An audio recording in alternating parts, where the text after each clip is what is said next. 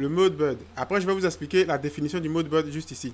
Donc, l'idée de la vidéo, c'est quoi? Souvent, vous pouvez avoir, du moins de manière générale, des clients ou bien des personnes qui vont vous contacter et il va te dire, Joël ou bien Monsieur Franck, Monsieur Gérard, Monsieur Kwasi, Monsieur Yao, Monsieur Kwame, Monsieur Diang, de manière générale, je veux que tu me réalises un rendu de salle bain, un rendu de salle de bain du moins, avec ces détails-là.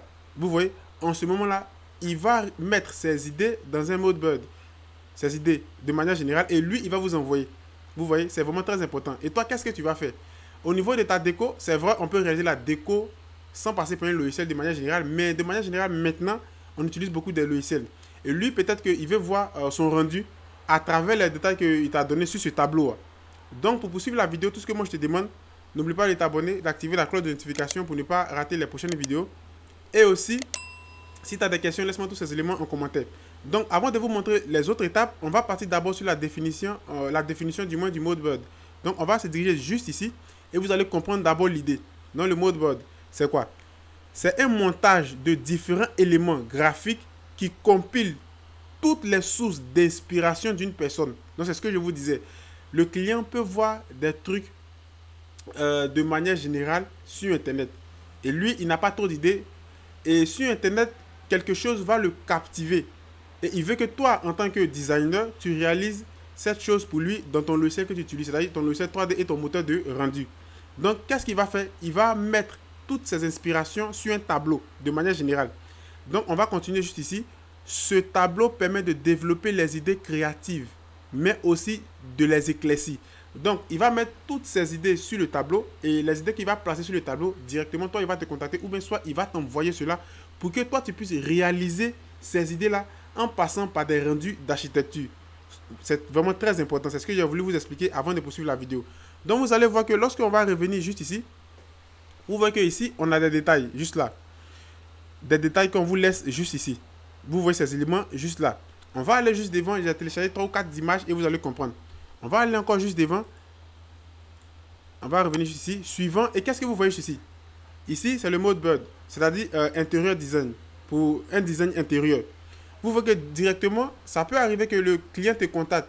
Et il va te dire, Monsieur Gérard, je veux que le rendu que tu me réalises tourne autour de ça. Au niveau de la décoration et autres. Si vous regardez très bien ce que je suis en train de vous montrer juste ici, vous allez voir automatiquement qu'on a des palettes de couleurs. Vous voyez, regardez ici, on a des palettes de couleurs juste ici. On a 1, on a 2, on a 3, on a 4. Donc, lui veut que toi, en tant que designer, tu dois jouer avec ça et réaliser le rendu que, de manière générale, qu'il veut. Donc, à toi maintenant de pouvoir prendre ces informations, te diriger dans ton moteur de rendu. Tu vas modéliser bien sûr la chose d'abord, être dans ton moteur de rendu et appliquer ces détails-là. C'est vraiment très, très, très important, ces petits éléments-là. Parce qu'il y a des clients qui vont me contacter souvent pour ça. C'est pourquoi je le disais une fois dans mes vidéos, tout le monde réalise des rendus. Tout le monde réalise des rendus, la majorité. Mais ce n'est pas tout le monde qui peut réaliser des trucs professionnels. C'est-à-dire professionnels. Il y a la différence qui est là.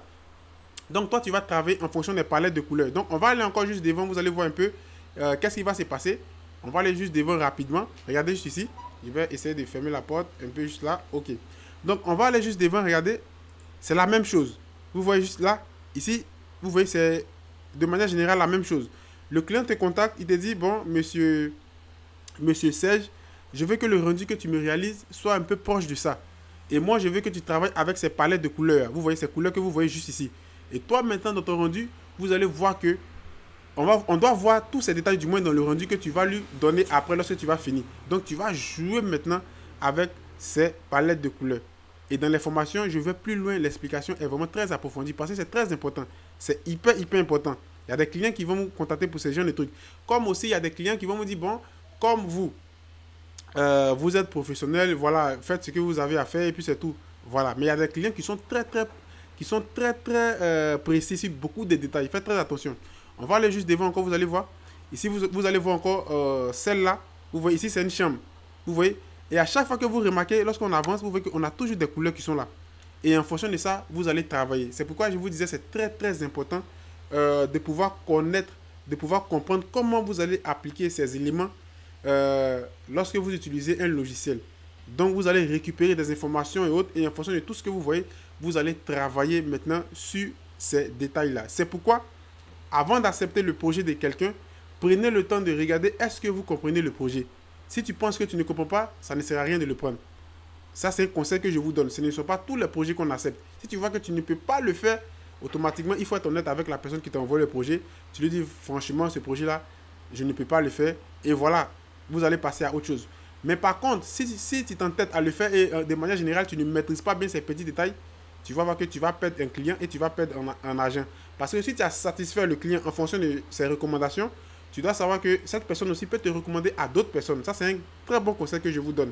Donc, voilà un peu ça sur l'explication que j'ai voulu vous donner.